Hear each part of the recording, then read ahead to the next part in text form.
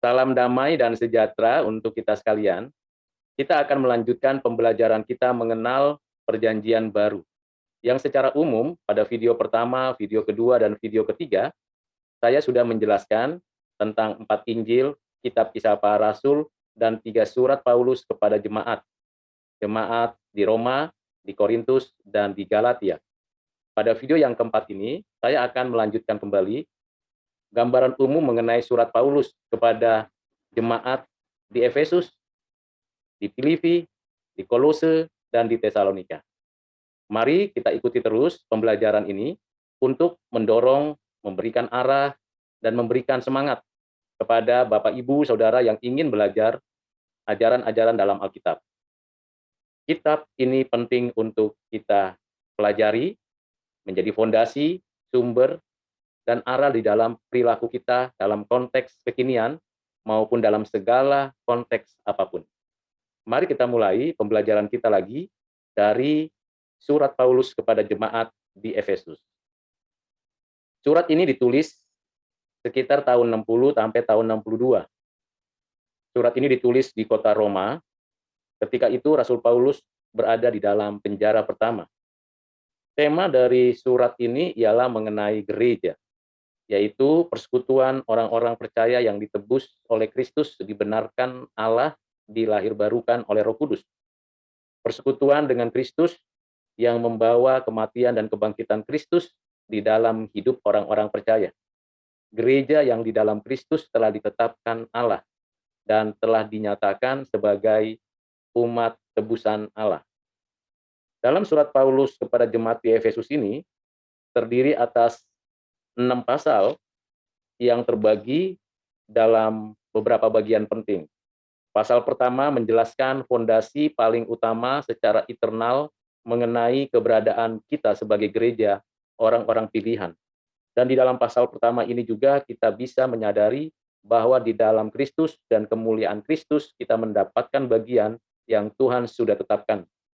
Selain itu, di dalam pasal ini ditegaskan kembali mengenai jaminan keselamatan, penebusan yang dimeteraikan oleh Roh Kudus di dalam hati setiap orang-orang pilihan.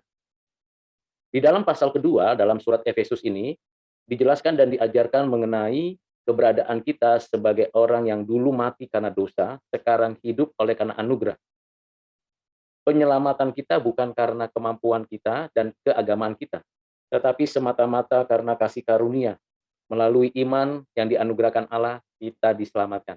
Pembenaran melalui iman inilah yang meneguhkan dan memberikan penghiburan bagi setiap kita dalam menjalani kehidupan sehari-hari kita. Itulah orang-orang pilihan, gereja Tuhan, umat tebusannya. Di dalam pasal 3 diperjelas lagi bagaimana kita yang sudah dipersatukan oleh Kristus menyadari betul akan panggilan Allah di dalam hidup kita. Bukan saja panggilan yang secara umum, tetapi panggilan yang secara khusus, yang pernah dialami, dirasakan oleh orang-orang Israel, yang juga sampai sekarang Tuhan memanggil umat pilihannya, orang-orang yang ada di bangsa Israel maupun yang ada di luar orang-orang Israel. Semua orang pilihan dari berbagai bangsa dipanggil, diutus untuk menyatakan keagungan dan kebesaran Tuhan Allah di dalam dan melalui Kristus. Dan Rasul Paulus mendoakan agar apa yang dinyatakannya, diajarkannya, dan dipahaminya dapat dibagikan, dimengerti bagaimana keberadaan kita sebagai orang-orang yang sudah ditebus di dalam dan melalui Kristus, dan kemuliaan hanya baginya.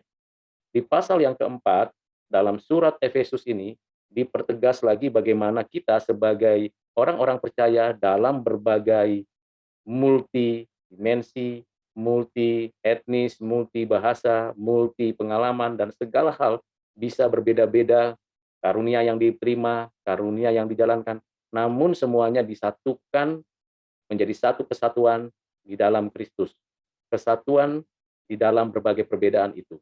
Dan perbedaan tidak dihapuskan atau ditinggalkan. Keragaman, tetapi ada keunikan. Kesatuan di dalam Kristus. Karena kita masing-masing adalah ciptaan baru. Ciptaan baru yang terus-menerus mengalami pembaharuan oleh Roh Kudus melalui firman-Nya, oleh Roh Kudus untuk meniru, mengikuti Kristus yang telah dinyatakan di dalam ajaran Alkitab, khususnya pengajarannya di dalam keempat Injil. Di dalam pasal kelima, Rasul Paulus menuliskan bagian ini kepada jemaat di Efesus agar mengerti apa tanggung jawabnya sebagai umat Tuhan, sebagai gereja Tuhan, di mana kepala gereja itu adalah Kristus, dan sebagai anggota tubuh Kristus, kita adalah anak-anak terang yang menyaksikan terang Kristus, hidup di dalam terangnya, baik dalam hubungan dengan diri, dengan sesama, dengan orang lain, dalam keluarga, dalam hubungan suami, istri, orang tua, anak, kakak, beradik, dalam hubungannya dengan atasan, dengan pimpinan, dengan sesama kolega, teman bekerja, semuanya harus diikat di dalam kasih Kristus yang sudah dinyatakannya, sudah dibagikannya kepada kita. Dan dengan ketaatan yang seperti itu, maka kita sedang menggambarkan kasih Allah mengalir di dalam dan melalui hidup kita.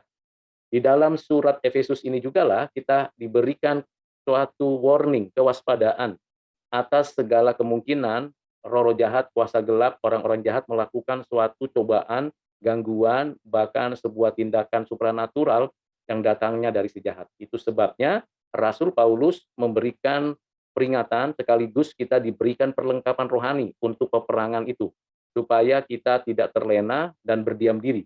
Karena hari-hari kehidupan kita adalah hari-hari peperangan rohani, peperangan pemikiran, peperangan di dalam cara hidup. Dan Rasul Paulus mengingatkan itu kepada jemaat di Efesus. Dengan memberikan penjelasan-penjelasan seperti ini, maka kita bisa memahami bahwa gereja Tuhan adalah gereja yang miliknya, yang di dalamnya ada kuasa Roh Kudus, kasih Kristus, anugerah dari Allah. Kita akan melanjutkan pembahasan pada surat Paulus kepada jemaat di Filipi. Surat ini ditulis sekitar tahun 61. Ditulis diperkirakan di Efesus atau di Kaisarea, di Asia Kecil atau di Asia Besar. Tetapi surat ini ada yang mengatakan ditulis di penjara di Roma, di mana Paulus telah difitnah sehingga ia dipenjara di sana. Dan kenyataannya memang dalam surat Paulus kepada jemaat di Filipi menggambarkan kepada kita bagaimana ia dalam keadaan di penjara. Topik yang dibahas dalam surat ini adalah bagaimana seorang Kristen itu dalam keadaan dianiaya tetap memiliki sikap hati bersyukur, memuji Tuhan, memuliakan Tuhan. Tentunya ini tidak mudah, tetapi Rasul Paulus memberikan sebuah contoh dalam dirinya. Bukan saja Kristus yang menjadi sentral dari semua contoh dari kehidupan orang percaya, tetapi juga ia yang mengikuti Kristus, mengikuti teladan Kristus itu. Di dalam pasal yang pertama, Rasul Paulus memberikan gambaran kepada jemaat di Filipi untuk senantiasa berdoa dan bersukacita serta bersyukur dalam segala hal, baik dalam susah maupun senang, dan selalu menyadari akan pemeliharaan Allah di dalam kehidupannya. Dan ia berharap bergantunglah kepada Tuhan dengan kasih dan pengetahuan yang benar, sehingga hidup suci. Dan Rasul Paulus memberikan contoh bagaimana ia berada di dalam penjara, dan memang ada orang yang mencoba melakukan kejahatan kepadanya, benci kepadanya, tetapi dengan cara demikian, ia tetap menyaksikan Injil Kristus dan tetap bersukacita dan tetap memuliakan Tuhan dan tetap menyatakan berita Injil Yesus Kristus. Karena memang di dalam Kristus ada kemegahan sekalipun ada kesusahan dan penderitaan. Dan di sini Rasul Paulus dengan kesaksian hidupnya, dengan kenyataan yang ada padanya, dia mendorong setiap jemaat di Filipi untuk tetap berjuang dengan iman yang teguh, bersandar kepada Tuhan Allah. Pada pasal yang kedua, di dalam surat kepada jemaat di Filipi ini, Rasul Paulus memberikan nasihat, dan dasar daripada nasihatnya itu ialah bagaimana kita menyadari keberadaan Kristus yang adalah anak Allah, inkarnasi menjadi manusia, yang rela mengosongkan dirinya, mengambil rupa menjadi seorang manusia, bahkan rela mati untuk menebus kita. Prinsip inkarnasi dan kenosis ini menjadi prinsip yang kuat dan teguh bagi setiap orang percaya dalam posisi dan situasi sedang teraniaya, sedang mengalami kesulitan, sedang mengalami kesusahan, dan ditekan. Dan Rasul Paulus memberikan suatu prinsip dasar, bukan pengalaman dia yang paling penting karena dia juga sedang menderita, bukan pengetahuan dia yang paling utama karena ia juga banyak hal yang dia tahu dari pengajaran Tuhan, tetapi yang paling penting dan paling utama, dan itu satu-satunya adalah pribadi dan karya Yesus Kristus yang inkarnasi, mengosongkan dirinya, kenosis, dan mau menyatakan cinta kasihnya bahkan melalui kematiannya dan kebangkitannya. Ini menjadi prinsip mengapa kita bersukacita, mengapa kita bersyukur. Di dalam pasal yang kedua ini, dengan prinsip itu, maka setiap jemaat dibimbing, diarahkan untuk bertanggung jawab dalam kehidupannya dengan iman yang teguh, supaya mengerjakan tanggung jawabnya. Keselamatan yang dianugerahkan itu memang gratis, memang free, dan kita tidak mengusahakan apa-apa, tetapi buah dari apa yang betul-betul kita yakini, sewajarnya menghasilkan sebuah tindakan yang transformatif dan bermakna bagi diri dan orang lain. Dengan demikian, jelas sekali Rasul Paulus memberikan contoh lagi bagaimana ia mengutus Timotius dan Epaphroditus supaya jemaat di Filipi tidak hanya mendengar dari surat atau perkataan orang dan membacanya, tetapi langsung ada dari kesaksian dari dua orang, Timotius dan Epaphroditus, yang akan menyaksikan bagaimana kehidupan Rasul Paulus, pelayanannya, kegigihannya, kesungguhannya, sukacitanya di dalam Kristus. Lalu kemudian di pasal 3, Rasul Paulus memberikan penjelasan yang mendasar dan mendalam mengenai kebenaran yang sejati di dalam Kristus, di mana tidak perlu lagi ada pengajaran-pengajaran Taurat yang sifatnya itu hanya untuk orang Yahudi, seperti sunat, hari-hari baik, dan sebagainya. Di dalam situasi kondisi apapun, Rasul Paulus memberikan dorongan sebagai orang-orang percaya dan menasehati jemaat untuk selalu menyadari kewarganegaraannya itu ada double. Kewarganegaraannya yang utama adalah sebagai warga kerajaan surga dan kewarganegaraannya sebagai warga dari sebuah negara. Di dalam perjalanan di bumi ini, orang-orang Kristen harus menyadari bahwa ia sambil menanti kedatangan kembali Kristus ke bumi ini untuk menghakimi, untuk menghukum orang berdosa, kita tetap setia bersandar kepada Tuhan.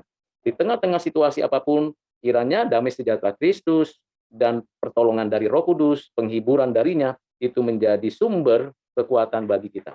Nah, demikian di pasal 4 dijelaskan oleh Rasul Paulus kepada jemaat Filipi dan menyadari bahwa apa yang sudah dilakukan jemaat Filipi membantu sesama, menolong orang lain, itu menjadi suatu kebiasaan baik sebagai orang-orang percaya.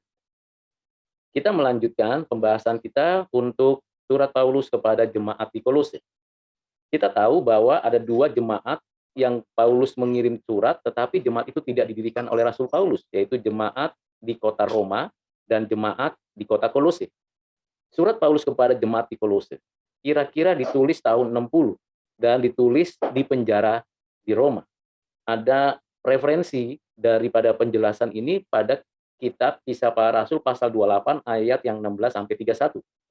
Dalam surat Paulus kepada jemaat di Kolose ini, hal yang paling esensial ditegaskan di sini mengenai supremasi Kristus, di mana kita sebagai orang-orang percaya, jemaat di Kolose mesti tahu dan menyadari bahwa Kristus adalah pribadi yang supreme, yang berdaulat, yang menyatakan keberadaan Allah dengan sesempurna mungkin, karena dia adalah anak Allah yang sempurna, gambar Allah yang tidak kelihatan. Di dalam pasal 1, Rasul Paulus mengungkapkan rasa syukurnya dan menjelaskan 3 hal penting di dalam kehidupan orang percaya: iman, kasih, dan pengharapan.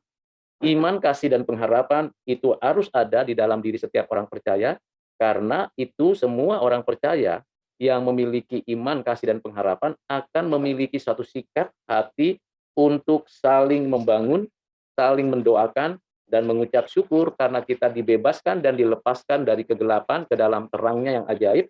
Dan dengan dasar apa semuanya itu dapat dikerjakan?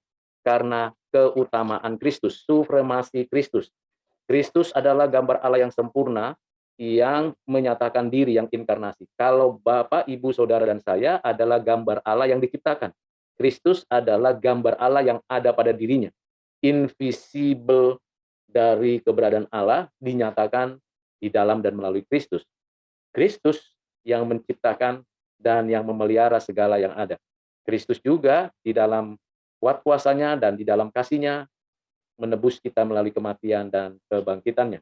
Dan ia adalah kepala tubuh, ia adalah pribadi yang pada dirinya seluruh kepenuhan Allah berkenan diam di dalamnya. Ia dengan penuh kerelaan mengadakan perdamaian, dan perdamaiannya melalui nyawanya, melalui hidupnya secara jasmania, melalui kematiannya. Tentunya ia adalah mewakili kita.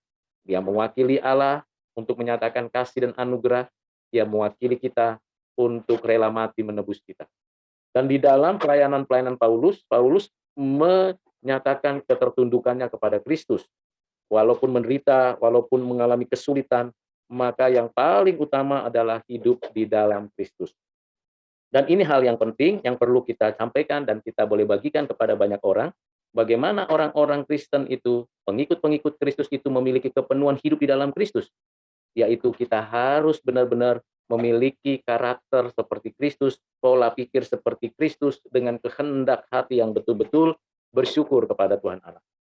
Karena itu, di dalam kesaksian hidup kita menegakkan supremasi Kristus, hati-hati karena ada serangan dari si jahat, dari filsafat dunia, dari tradisi-tradisi yang tidak benar untuk membawa kita jauh dari Allah.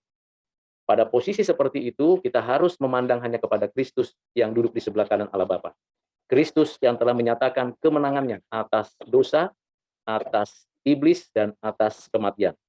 Dengan menyadari itu, kita juga mendapatkan pengertian mendasar mengenai keberadaan kita sebagai ciptaan baru, yang mana kita tidak lagi ikut-ikutan hidup seperti orang-orang dunia, hidup mengikuti arus pemikiran dunia. Kita harus meletakkan semua pemikiran kita di dalam kebenaran Kristus. Dengan prinsip-prinsip seperti itu, maka kita membangun hubungan yang baik, hubungan yang benar, hubungan yang suci dengan pasangan kita, dengan orang tua kita, anak-anak kita, keluarga kita, pimpinan kita, kolega kerja kita, dengan pemerintah, dengan siapa saja. Supaya perbuatan-perbuatan yang kita tunjukkan kepada mereka dengan segenap hati dan cinta di dalam Kristus itu memberikan suatu kesaksian hidup yang berkenan di hati Tuhan. Kolose ditulis dengan 4 pasal ini, namun penting untuk mempelajarinya karena membahas tentang siapakah Yesus Kristus. Kemudian kita melanjutkan pembelajaran kita dari surat Paulus kepada jemaat di Tesalonika. Ada 2 surat yang ditulis Rasul Paulus kepada jemaat di Tesalonika. Surat pertama kira-kira ditulis tahun 50 sampai 51. Ditulis di kota Korintus. Bagaimana dengan surat yang kedua? Surat yang kedua juga ditulis di kota Korintus sekitar tahun 50 sampai tahun 52. Nah, apa yang kita bisa pelajari secara umum?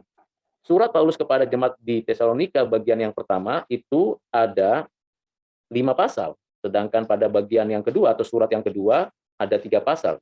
Surat yang pertama kepada jemaat di Tesalonika, topik pentingnya adalah berbicara tentang kesetiaan Tuhan Allah atas gerejanya. Bagaimana ia menyatakan buah-buah pelayanan yang dikerjakan di dalam dan melalui apa yang digerakkan oleh Roh Kudus, dikerjakan oleh Kristus, dianugerahkan oleh Allah. Dan tentu ketekunan-ketekunan Rasul Paulus, kesungguhan hati melayani itu karena kesetiaan daripada Tuhan Allah. Kesetiaan itu ditunjukkan dalam pelayanan Paulus waktu ada di Tesalonika. Itu tertulis dalam 1 Tesalonika pasal 2 dan bagaimana tujuan yang mau dicapai dan apa yang harus dinyatakan, bahwa Tuhanlah yang menyaksikan dari kerajaannya, dari tahtanya apa yang dilakukannya, bahwa ia memberitakan kabar baik, memberitakan Injil Yesus Kristus, dan ia mengerjakan bagian pekerjaannya. Dia bekerja untuk boleh mencukupkan kebutuhannya, tapi sekaligus pada pasal 2 dijelaskan bagaimana sukacita itu boleh terus bertumbuh karena jemaat makin hari makin mengenal Tuhan. Dan tentunya kita tahu bahwa Timotius sebagai partner dalam pelayanan ini diberi kesempatan untuk melayani bersama Rasul Paulus. Begitu juga nasihat-nasihat Paulus kepada jemaat supaya hidup kudus dan bersiap-siap menanti kedatangan Tuhan kembali. Karena kita pasti akan mengalami suatu pembaharuan yang total, yang sempurna pada waktu kedatangan Tuhan. Kita sebagai orang percaya harus bersiap-siap dan berjaga-jaga, karena tentu di dalam pasal 5 dijelaskan ada banyak nabi palsu yang coba menyesatkan, ada banyak orang jahat yang coba mengganggu. Bahkan kita tahu benar setan tidak tinggal diam. Dan pada momen-momen itu kita harus bersandar kepada Tuhan, mengandalkan kekuatan dari Tuhan dan tidak mengandalkan kekuatan diri sendiri. 5 pasal pada surat 1 Tesalonika 2 ini, 1 ini dijelaskan. Ya. Kita akan lanjutkan pada surat Paulus kepada jemaat di Tesalonika, surat yang kedua. Surat kedua ini fokus membahas tentang kedatangan Kristus, yang tentunya ada tanda-tanda secara alamiah, ada tanda-tanda secara spiritual, dan juga ada orang-orang yang sengaja melakukan kejahatan, bertopengkan kepercayaan seperti murid Kristus, tetapi sebenarnya mereka adalah orang-orang jahat. Di pasal 1 dan pasal 2 dijelaskan bagaimana kejahatan itu begitu rupa, dilakukan oleh mereka yang melakukan tipu daya dengan pengajaran-pengajaran palsu, tidak mengikuti apa yang diajarkan dalam Alkitab, bahkan menipu banyak orang, mengaku sebagai orang percaya tetapi sebenarnya hidupnya tidak berkenan di hati Tuhan. Kedurhakaan itu akan terus berlangsung. Karena itu, jemaat Tesalonika sekali lagi dinasehati, bekerja, berdoa, berdoa, bekerja, silih berganti, tidak ada habis-habisnya sampai kedatangan Kristus kembali. Kita bersyukur pada video yang keempat ini saya sudah menjelaskan tentang 4 surat kepada 4 jemaat. 4 surat ini penting yang menggambarkan tentang kehidupan bergereja, bagaimana menjadi orang-orang yang selalu bersukacita dan hidup benar-benar mengerti, mengenal supremasi Kristus dan mempersiapkan diri menanti kedatangan Kristus yang kedua kali. Kiranya dengan gambaran yang umum ini menolong siapa saja yang mau belajar, mau memperdalam firman Tuhan, akan meneguhkan, menguatkan kita sekalian. Kita akan melanjutkan pembelajaran pada surat-surat Paulus kepada 3 pribadi dan juga surat-surat umum. Ikuti terus video ini dan pembelajaran ini. Tetap semangat belajar, tetap semangat membaca Alkitab, dan yang lebih penting lagi juga adalah lakukanlah pengajaran Tuhan ini setiap hari dalam konteks apapun. Tuhan Yesus memberkati saudara sekalian. Amin.